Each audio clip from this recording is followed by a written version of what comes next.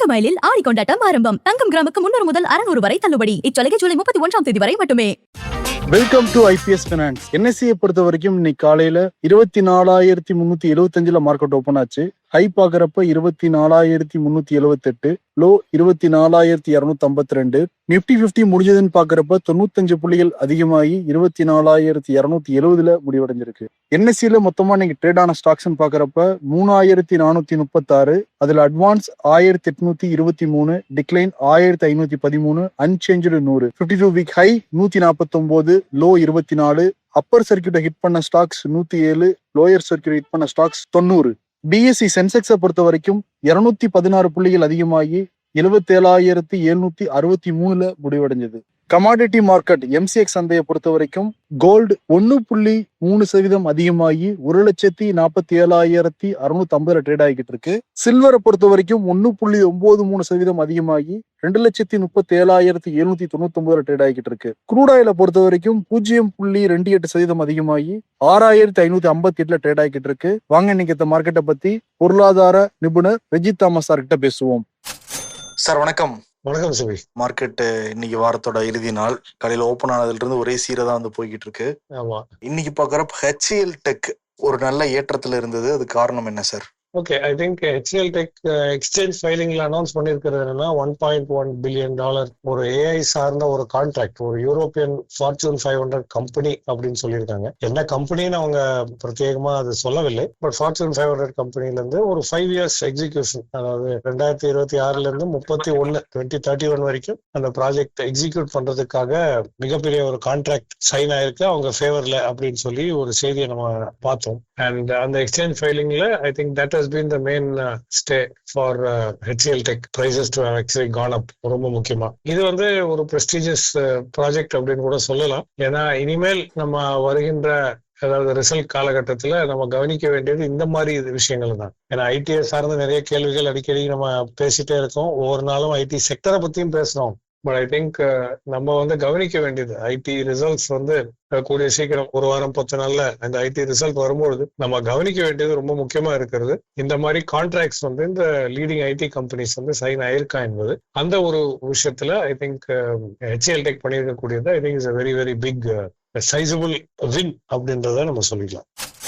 அதே மாதிரி இன்னைக்கு டிமேட் அது வந்து 4% வீழ்ச்சி சந்திச்சிருக்கு. அது ஏன் sir? DMart I think primarily அவங்களுடைய வீழ்ச்சி because of their business related outcome. ரொம்ப முக்கியமா நம்ம பார்க்க போனால் அவங்களுடைய பிசினஸ் அப்டேட் அவங்க கொடுத்துருக்காங்க. அது நிறைய கம்பெனிஸ் வந்து கொடுத்துட்டு தான் இருக்கிறாங்க. இப்போ நேற்று தினம் கூட நம்ம ஆட்டோ செக்மெண்ட் சேல்ஸ் நம்பர்ஸ் பத்தி பேசியிருந்தோம். அதே போல அதாவது ஒரு கம்பெனி வந்து அவங்களுக்கு எத்தனை சேல் நடந்திருக்குன்னு சொல்லியிருக்காங்க. அதே போல டிமார்ட்டோடைய சேல்ஸ் நம்பர்ஸ் இல்லாத பெர்ஃபார்மன்ஸ் பிசினஸ் அப்டேட் வந்து வெளியிட்ட போது அது வந்து ஒரு 4% சரிவை சந்தித்ததாக நம்ம பார்த்தோம். ஏன்னா ரொம்ப முக்கியமாக சாஃப்டர் தன் எக்ஸ்பெக்டட், அதாவது எதிர்பார்த்ததை விட குறைவாக விற்பனை ஆயிருக்கு இல்ல வருவாய் சம்பாதிச்சிருக்கு என்பதையும் அந்த ரிசல்ட்ல அந்த அப்டேட்ல சொல்லியிருக்கிறது. That is the most important thing at this time. So stand alone revenue வந்து அவங்க ரிப்போர்ட் பண்ணிக்கிறது வந்து 18,000 கோடி ரூபாய், அதாவது ஃபர்ஸ்ட் குவார்ட்டருக்கு.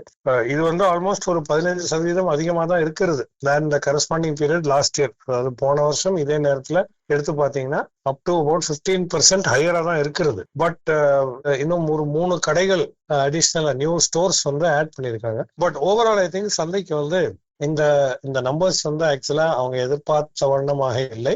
ஏன்னா வருவாய் கூடியிருந்தாலும் லாபம் அந்த பெரிய அளவுல ஒரு வளர்ச்சி வரவில்லை. அது பிகாஸ் ஆஃப் த வாரா இருக்கலாம், FMCG பிரைசிங் ப்ரெஷர்ஸா கூட இருக்கலாம். பட் ரெவென்யூ க்ரோத் மாடரேட் ஆயிருக்க கூடும். அதனால நிறைய புரோக்கரேஜஸ் வந்து ஒரு செல் ரேட்டிங் கொடுத்ததாகவும் நம்ம பாக்குறோம். ஸோ டவுன்வர்ட் பிரைசிங் ரிவிஷன் டிமார்ட்ல வந்து கொடுத்துருக்கிறதுனால அந்த ஸ்டாக் முக்கியமா ஒரு வீழ்ச்சியை சந்தித்ததையும் நம்ம பார்த்தோம். எது எப்படியோ டிமார்ட்ல வைக்கிற பொருட்களோட அப்படியே தான் இருக்கும் நம்புறேன் நானு. இன்னைக்கு கோல்டு சில்வர் பிரைஸ் எம்சிஎக்ஸ் சந்தையில ஏறிட்டே தான் இருந்தது. அதுக்கு ரீசன் இருக்குங்களா? இல்ல, முக்கியமா நேத்து வந்து சாஃப்டர் தன் எக்ஸ்பெக்டட் ஜாப்ஸ் டேட்டா யூஎஸ்ல ரிலீஸ் ஆயிருக்கிறத நம்ம பார்த்தோம். சோ ஐ திங்க் ஒரு 57,000 புதிய வேலை வாய்ப்புகளை உண்டு பண்ணியிருக்கிறதாக சொல்லியிருந்தாங்க. which is a softer than expected report. So அப்படி இருக்கும் பட்சத்துல ஐ திங்க் ஃபெடரல் ரிசர்வ் வந்து உடனடியாக இல்ல கொஞ்சம் காலதாமதமாக அந்த இன்ட்ரெஸ்ட் ரேட் வந்து கொஞ்சம் டிலே பண்ணுவாங்க அப்படின்றதையும் ஒரு எதிர்பார்ப்பு இருக்கிறது. ஸோ இப்படி இருக்கும்பொழுது I think the pressure shifts back to again gold and silver pricing versus US dollar. இதுதான் ரொம்ப முக்கியமா நடந்திருக்கு. 2 விஷயங்கள். ஒண்ணு வந்து $4000 ஒரு அவுன்ஸ் அப்படின்றத ஒரு லெவலுக்கு குறைவாக செல்லும் போது ஒரு வேல்யூ பையிங் இன்வெஸ்ட்மெண்ட் வந்து நடந்திருக்க கூடியதை நம்ம பார்க்கிறோம். இரண்டாவது வந்து அப்கோர்ஸ் இந்த சாஃப்ட்வேர் தென் எக்ஸ்பெக்டட் ஜாப்ஸ் டேட்டா வரும்பொழுது சரி மறுபடியும் தங்கத்துல ஒரு சிறிய முதலீடு செய்யலாம் அப்படின்ற ஒரு எண்ணத்தோடு இன்ஃபேக்ட் $4170 ஒரு அவுன்ஸ் அப்படின்ற லெவலுக்கு வர்த்தகமாகக்கூடிய தங்கத்துடைய விலையும் நம்ம இன்றைய பார்த்திருந்தோம். அதே சமயத்துல வெள்ளியும் கூட அந்த $60 குறைவா தான் இருந்தது. 58, 60, 55, 57 அப்படியே இருந்தது ஒரு அவுன்ஸுக்கு. அது வந்து மறுபடியும் $62 அந்த ரேஞ்சில எல்லாம் ட்ரேட் ஆகி வருகிறதையும் பார்க்கிறோம். So I think gold and silver, precious metals, bullion அப்படின்னு சொல்லக்கூடிய அந்த இரண்டுமே ஒரு சிறிய ஏற்றத்தோட செயல்பட்டு வருகிறத பார்க்கிறோம். வேல்யூ பையிங் பிளஸ் சாஃப்ட்வேர் தென் எக்ஸ்பெக்டட் ஜாப்ஸ் டேட்டா. இன்னைக்கு வந்து யூஎஸ் மார்க்கெட்ஸ் விடுமுறை, ஏன்னா நாளைக்கு வந்து அவங்களுடைய இண்டிபெண்டன்ஸ் டே.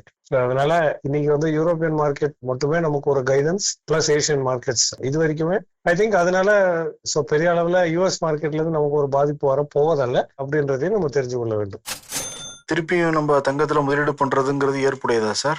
முதலீடுன்னு கிடையாது, ஒரு ட்ரேடிங் ஆப்பர்ச்சுனிட்டியாக வேணும் என்றால் அது பயன்படுத்த வேண்டும். ஐ திங்க் கமாடிட்டிஸ் வந்து முக்கியமா ஒரு வர்த்தகத்துக்கு ட்ரேடிங் ஆப்பர்ச்சுனிட்டியா தான் பார்க்க வேண்டுமே தவிர அது வந்து நீங்க இன்வெஸ்ட்மெண்ட் அப்படின்னு பேசிங்கன்னா அது ETF அந்த வாயிலா தான் நீங்க செய்யக்கூடும். அது அந்த விலை ஏற்ற இறக்கங்கள்ல நீங்க லாபம் சம்பாதிக்கணும்னு நினைச்சீங்கன்னா அது ட்ரேட் தான் பண்ணும். கமாடிட்டி MCXல போய் ட்ரேட் பண்ணக்கூடும். அதுல எப்பவுமே ட்ரேடிங் ஆப்பர்ச்சுனிட்டி இருந்துதான் இருக்கும் சிபி. ஏன்னா ஒன்னு டாலர் ஸ்ட்ராங் ஆகும், இல்ல டாலர் வீக் ஆகும், இல்ல இன்ட்ரெஸ்ட் ரேட் ஏற்றுவாங்க, ஈல்டு ஏறும், இல்ல இந்த மாதிரி ஜியோ பொலிட்டிக்கல் ப்ரெஷர் வரும். ஸோ கோல்ட் அண்ட் சில்வர் எப்பவுமே அந்த ஃப்ளூயிட் வாலட்டிலிட்டி வந்து எப்பவுமே இருந்துட்டு தான் இருக்கும். ஐ திங்க் ட்ரேடிங் ஆப்பர்ச்சுனிட்டிஸ் இருக்கு. அது வந்து என்னைக்குமே அந்த இரண்டுலயுமே இருந்து நம்ம கவனம் வந்து திருப்பி வேற எங்கேயும் போயிடக்கூடாது. So I think we have to constantly keep வாட்சிங் இட் அண்ட் அதோட ஆப்பர்ச்சுனிட்டிஸ், அந்த வாய்ப்புகளை வந்து பயன்படுத்திக் கொள்ள வேண்டும் என்பதுதான் ரொம்ப முக்கியமான கருத்து. ரொம்ப கிறிஸ்பா ரொம்ப அழகா சொன்னீங்க சார். ரொம்ப நன்றி சார். நாளைக்கு நம்ம நேரில் நிறைய கேள்விகள் கேட்டிருக்காங்க, அதை பத்தி நாளைக்கு டிஸ்கஸ் பண்ணலாம் சார்.